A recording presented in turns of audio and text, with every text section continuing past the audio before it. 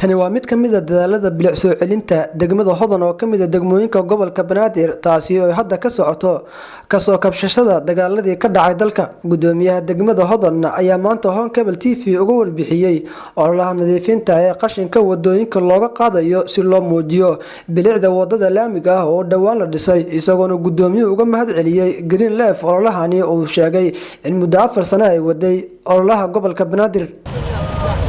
waxaa noo furmay ama aan daahfurnay ololihii nadaafadda iyo soo celinta bilicda degmada Hodan oo runtii aan aad iyo aad uga mahadcelinayna shacabweynaha reer Hodan maadaama waqti roobaadkii lagu jiro waqtigii xilligii roobka la filanayay Ilaahay xaqiisa laga filanayay inaan ololahaas qaadno oo laga wada qayb qaato aan rajaynayna Ilaahay idankiisa inay wax badan oo isbedelaan.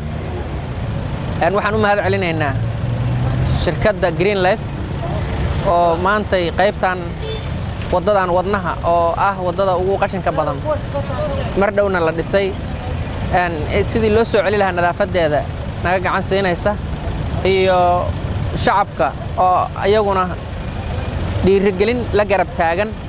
waxaan rajaynaynaa waqti dhow inaan kormeerno wadadan oo nadiif ah Ilaahay idankiis iyo dhammaan wadooyinka kale oo la midka ah oo halbowlaha ah.